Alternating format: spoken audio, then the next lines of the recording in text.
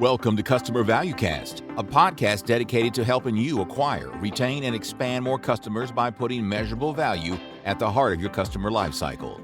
Join our host, Ross Fulton, founder and CEO of Valuewise, as he dives deep into how recurring revenue businesses are maximizing their growth and valuations with the industry's leading experts and pioneers.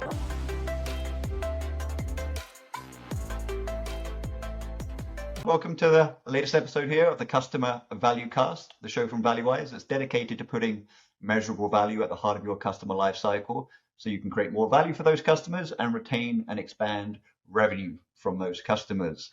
Today, very excited to be joined by Samrat Tandon, who is the VP of Customer Success at Siemens Digital. And Samrat, it's been a pleasure to be able to connect with you and collaborate with you over the last almost a year now. So very excited to have you on the Valuecast, and I know we've got a super interesting topic to drill into.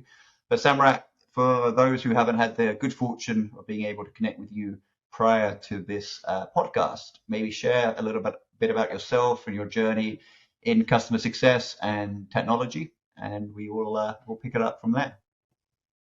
Yeah, thanks for having me, Ross. And it's been a great partnership with Valuewise. You guys added tons of value to our journey mapping process while I was at Vertex. So I appreciate you and your team, your phenomenal team at Valuewise. So about me, I've been in IT industry for almost 30 years now. 20 of those spent in leading global teams, customer-facing teams. All the way from I've run support teams, consulting teams, technical account management, customer success.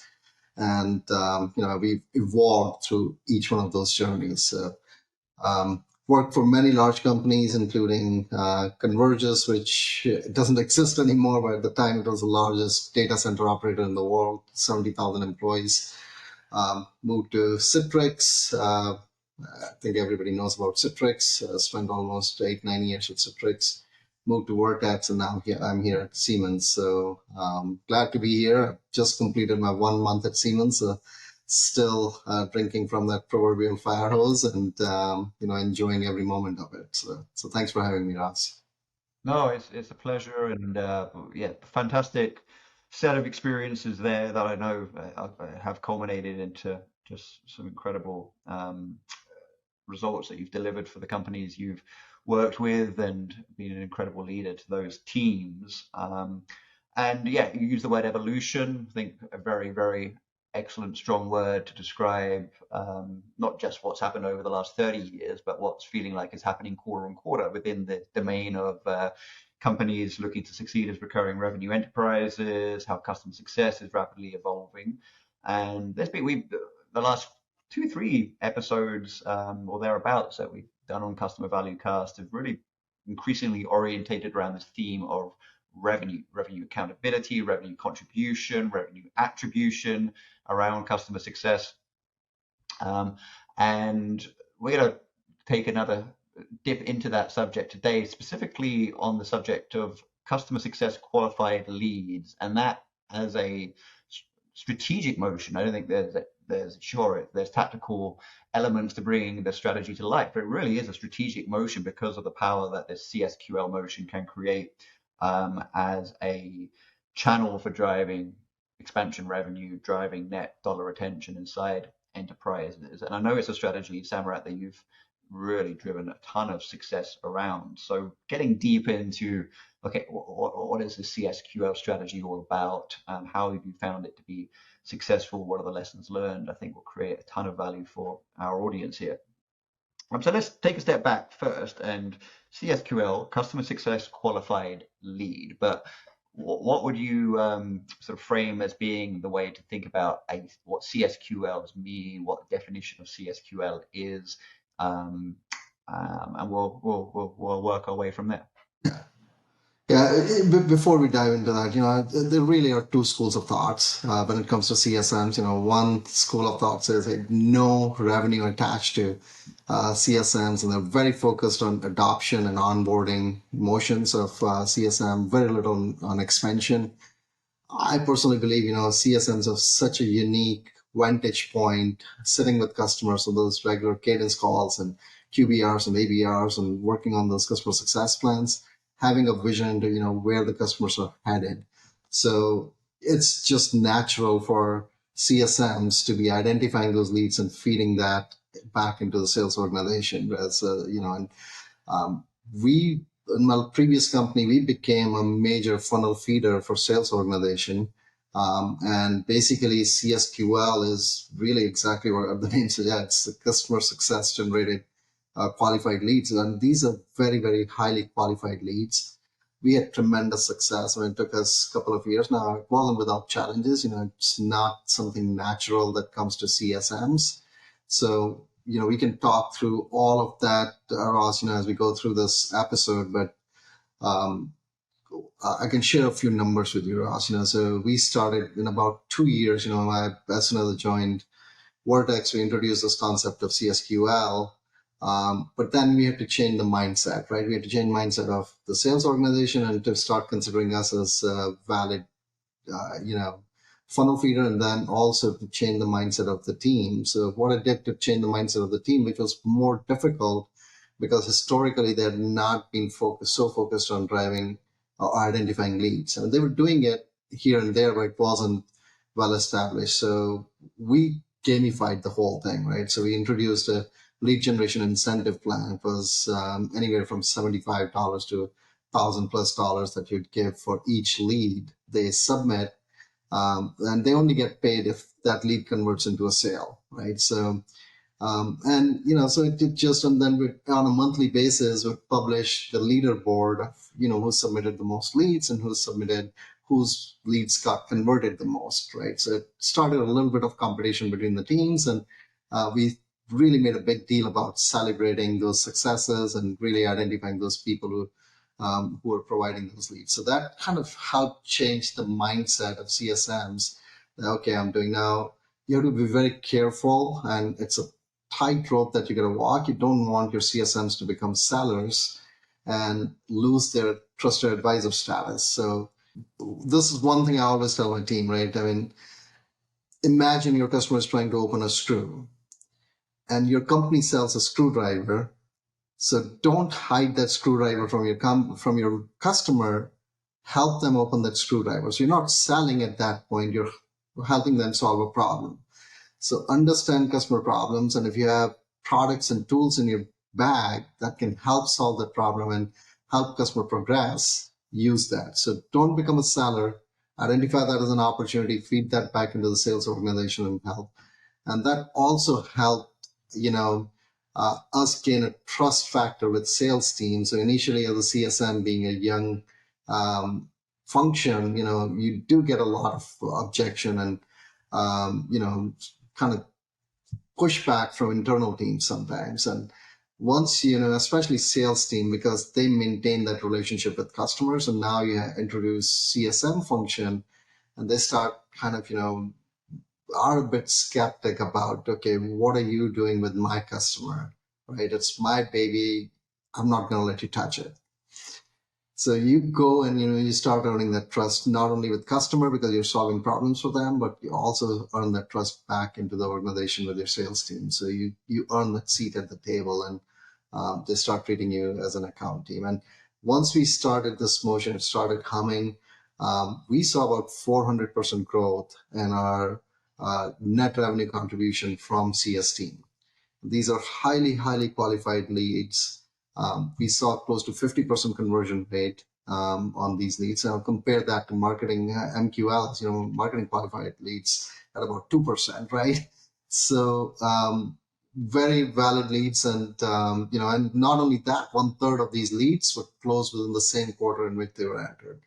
Compare that to about 18 to 24 month sales cycle for most of the leads and that come through marketing. So it's been a great uh, source of revenue for us in my previous company. So I'm working on introducing something similar here as well. So still too early to do that. So Yeah, no, it is. I mean, they are compelling metrics, and I think you call out something very important around the hearts and minds kind of cultural element around this concept of generating or flagging leads, and there being potentially the competitive elements to that around, well, hey, I want that attribution around lead generation versus the I guess the trust of the lead as the salesperson who's then going to accept that lead and drive it through, hopefully, to conversion to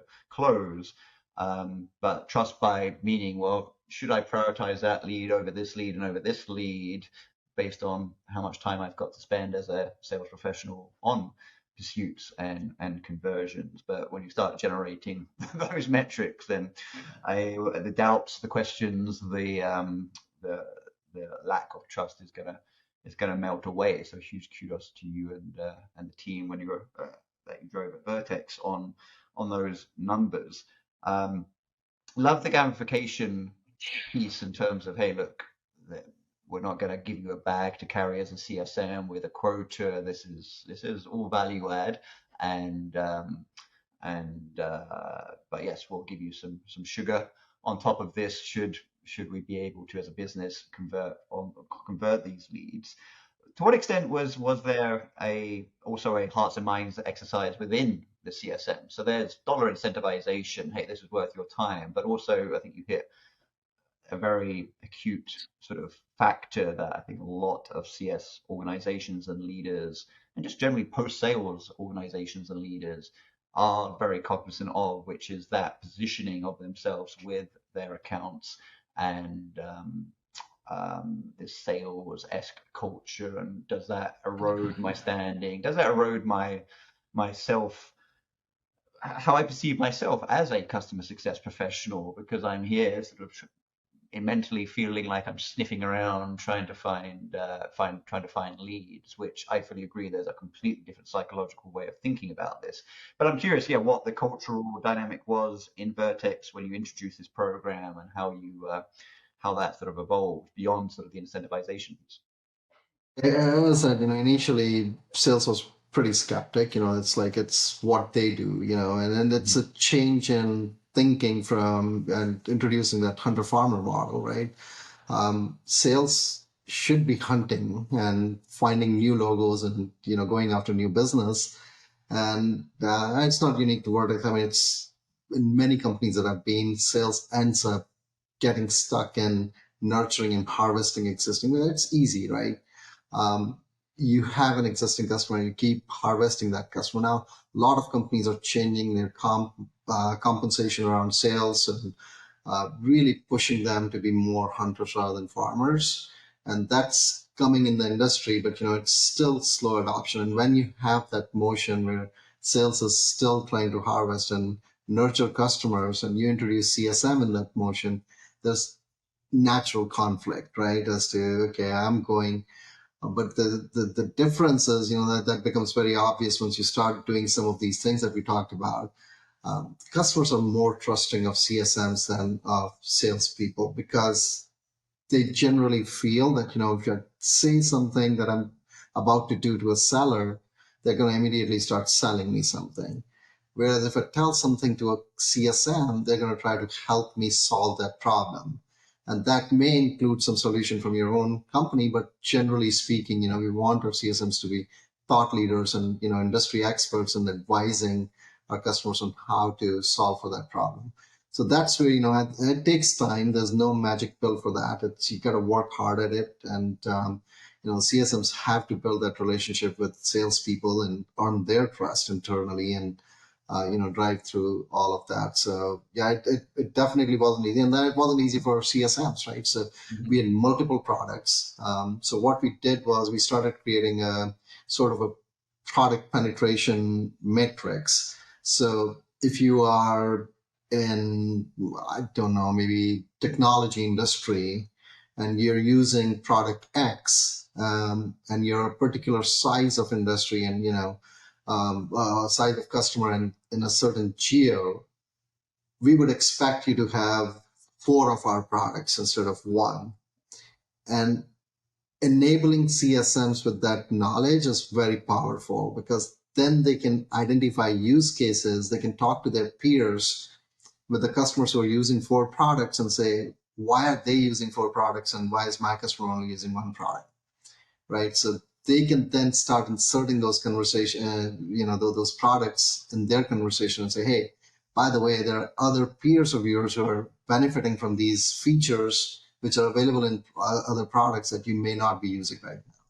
So that helped. It was a lot of training process that went into it, and I was super proud of my leadership team. Um, and it really takes a lot of effort from those leaders to communicate that back into the CSM organization to each individual CSM and really walk them through how you're going to do that. So it's a whole cultural change top to bottom. Yeah, no, I think it's a great observation, and that there's been this proliferation of the value selling motion and strategy and approach in sales.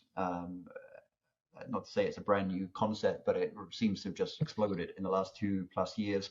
And I think it's just a very inevitable and important transition for that to start to move into the post-sales world, and it not be so much about value selling, but I don't want to get lost in the semantics, but it is more about value consulting. It's about advising the client or the customer on the next best outcome.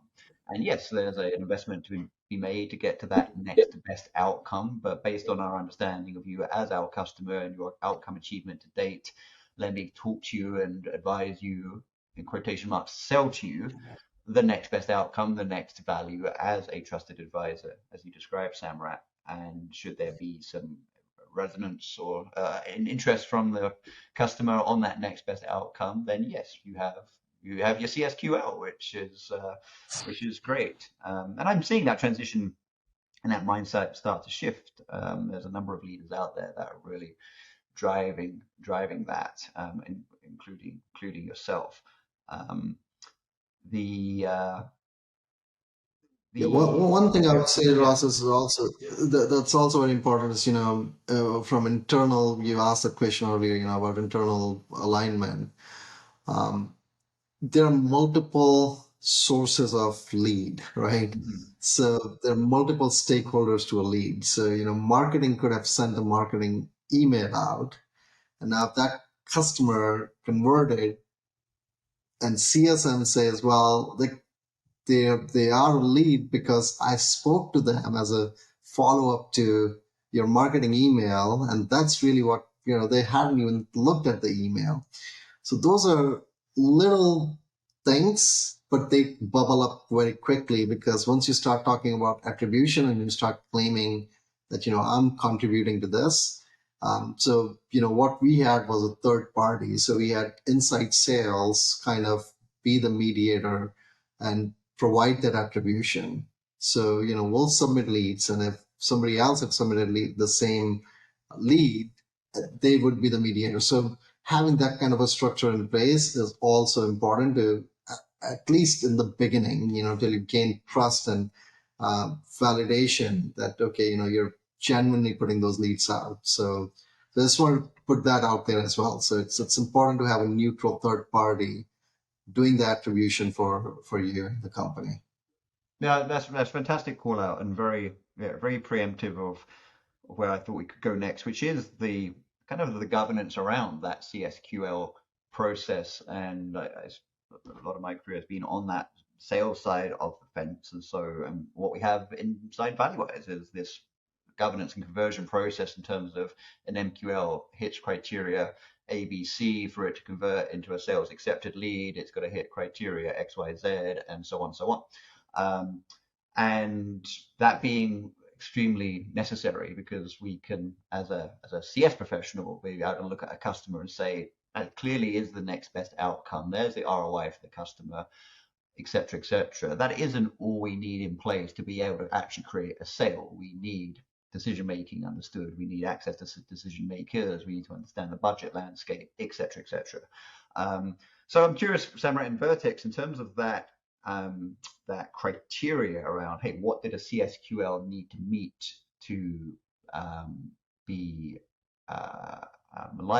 eligible for submitting, and then what was maybe criteria beyond that in terms of sales accepting that lead and deciding to, hey, we're going to spend some time converting it. What that criteria looked like? Was it just inherited from the net new sales motion from MQL to SAL to opportunity, or was it something more specific developed for CSQLs? Yeah. We actually just plugged into the existing sales lead process, which was coming in from MQLs as well as from our inside sales and business development consultants. So all of that we just tagged onto that process. The only thing was the gate to entry was the attribution, and we gave that to inside sales. So just because we needed a neutral party.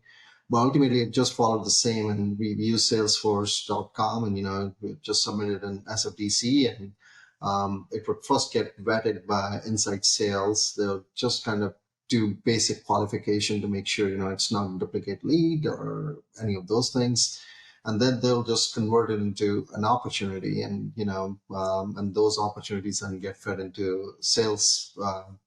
To the sales team, and depending on how big the opportunity is, we had different sales teams to either go to the inside sales team or it would go to the account exec who was on that particular account.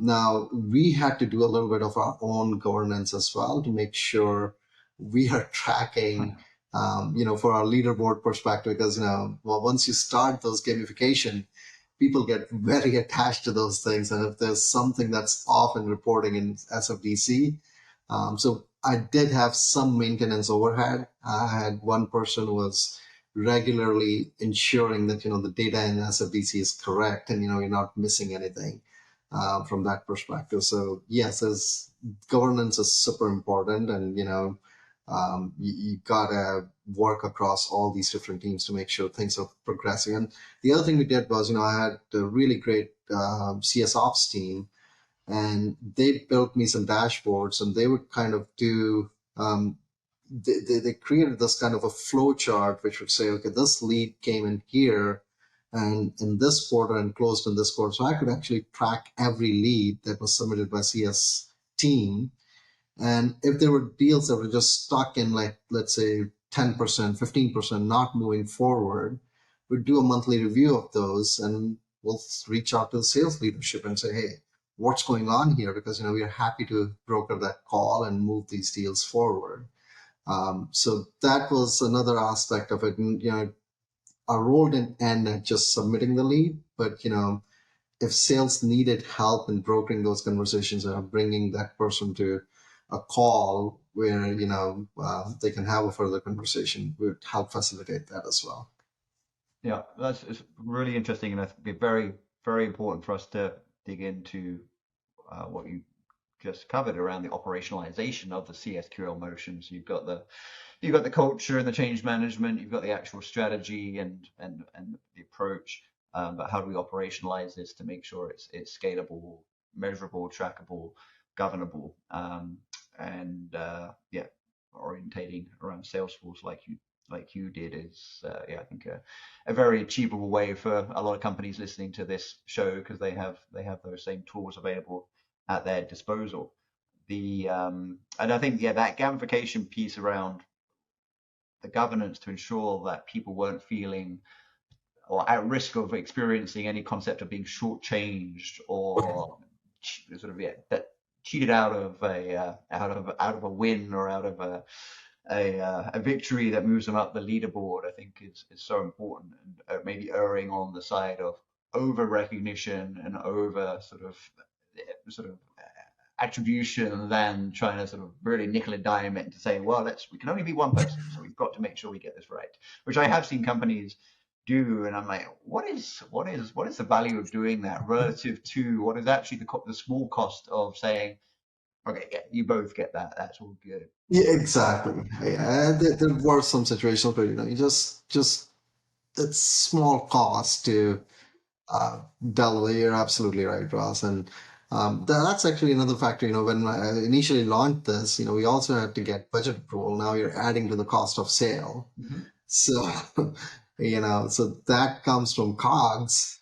So I had to get, really get a justification put together and really put a business plan to sell it internally and go really to the CRO and say, hey, we're going to be doing this, and that's going to add to cost. But it was such a minimal cost. And, once we started piloting it for 1 year, and then we just kept renewing it because the benefit, the ROI on that minimal investment was just humongous. So, it made complete sense.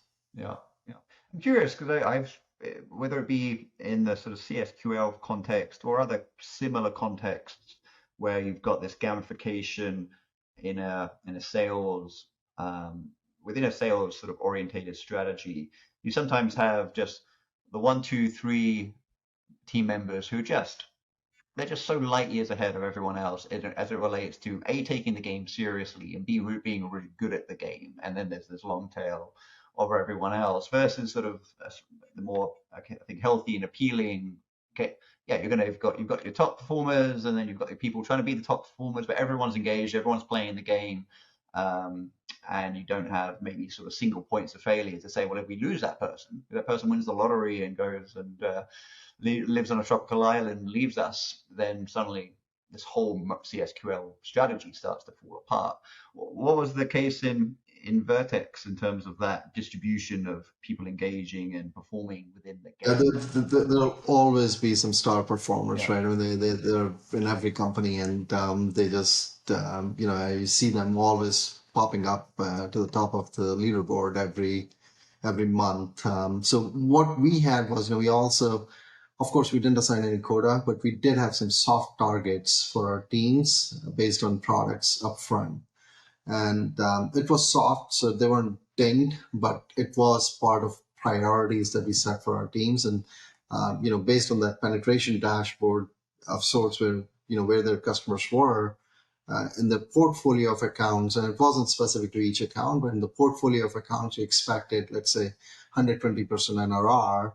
So we gave them a blueprint of how to achieve that 120% by potentially talking about these additional products, in your daily conversation. So that kept everyone honest, and also everyone invested in moving that forward because, in their KPIs at the end of the day, in their portfolio of accounts are not achieving that 120%, then, the managers would have a conversation to understand, okay, how can we help you, and where are you struggling? And and sometimes it's genuine that there's no genuine need, so we don't want them to push artificially in those situations, and that's okay.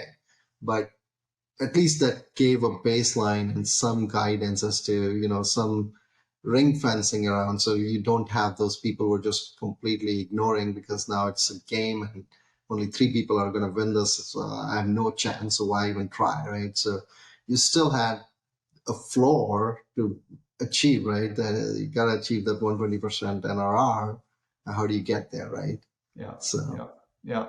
And that blueprint, I would love to drill into that as we start to wrap up here, because that points to the theme that you touched on a couple of times, which is enablement. And again, people who have played in and had experience within the sales profession are going to be very familiar with the concept of sales enablement, and that being a very important, highly invested in strategy inside product enterprises, whether it be enablement on the latest and greatest of that product and how that translates into value propositions and selling playbooks versus, hey, these new products and add this to your toolkit.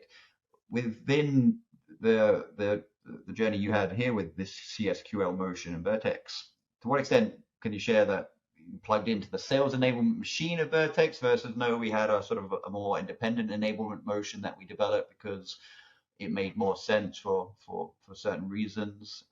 Because I think that, again, we look at a lot of companies, and knowing Vertex is I kind of know the answer to this, but it's very good around this area. But we see a lot of companies that have siloed that sales enablement from CS, yet they want CS to be driving CSQLs. And I'm like, well, it's kind of unfair. So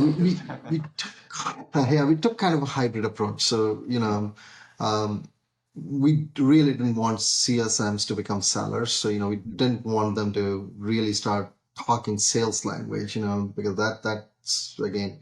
However, we hired our sales team, our sales enablement team, partnered with a third-party training company to come in and train our sales team.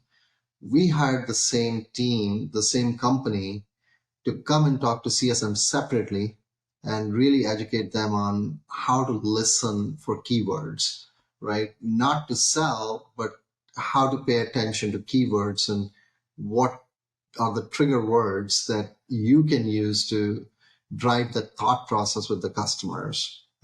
Not selling, but really in conversation, how are you bringing up these products which may benefit your customers? When you know the customers inside out, you know what they're trying to achieve, and how do you introduce those products that they may not currently have. So it was the same company, but as a matter of fact, and I want to actually, I wanted to build it to the next level, and we talked about it, Ross, to engage Valuewise to help us in enablement as well.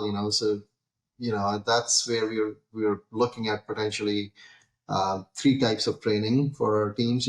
We have the technical training, of course, understanding the features and functionality of our products, not solving tickets, but understanding features and functionality, but then all the job aids, how to do their daily job. And third is soft skills. And between the job aid and soft skills, somewhere in between there is, where we talk about the listening capabilities and connecting those dots to your product capabilities. And we started talking about that, and then I left the company. So now we got to finish that discussion. It was one day we'll get back there in other ventures. But no, I think the plan was spot on in terms of connecting. Okay, we've got product, we've got a customer, we've got our ability to sort of cultivate with them a conversation around value. What is the intersection between all of that? It's the actual outcome. We call those value-based outcomes and value-wise, and really having that as a foundation for the value engineering, the value consulting, the value selling, whatever we would like to call it. So we're not value selling features, nor are we value selling kind of big, hairy, grandiose, intangible strategic goals. We're selling very specific measurable outcomes that tie to that feature, arming the CS organization with that ability to have that conversation is, I think, an imperative. And I think you're calling out, I think we'll make it a final point, that this is about listening and having conversations. That's where these CSQLs do come from, and how they're then sort of developed into more tangible opportunities. So that listening acumen, that sort of discovery competency, so important.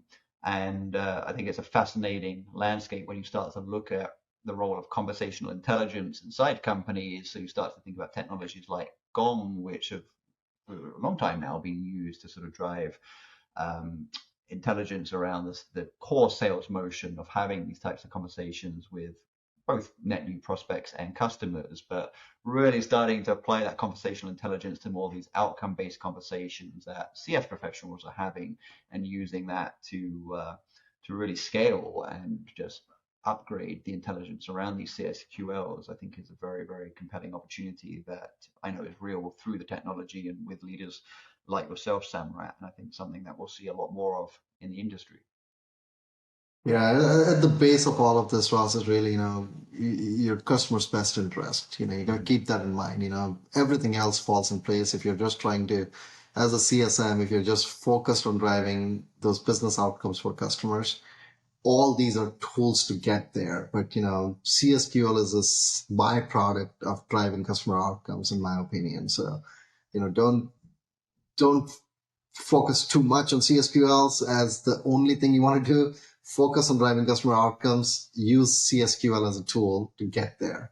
So absolutely. No, well said. So Samrat, we'll wrap it up there. Really appreciate the time and all the value and insights you've shared. For anyone that is listening or watching and would maybe like to connect with you, in case there's a chance for them to ask you some follow-up questions, how can people best find you? Yeah, they can connect me on LinkedIn. That's probably the best way to reach out to me, and I'll entertain those questions. So thanks, Ross. Perfect. Well, I appreciate it, Samrat. I love our conversations always, and our collaboration. excited to see the trail you're blazing now in Siemens, and we'll look forward to hopefully future episodes on many other interesting subjects. For everyone that's joined today, if you're listening to this, watching this, thanks for joining. Check out valuewise.co for a ton of resources in ebooks around a lot of the subjects and concepts Samrat and I touched on today. In the meantime, valuewise yourself, valuewise your customers.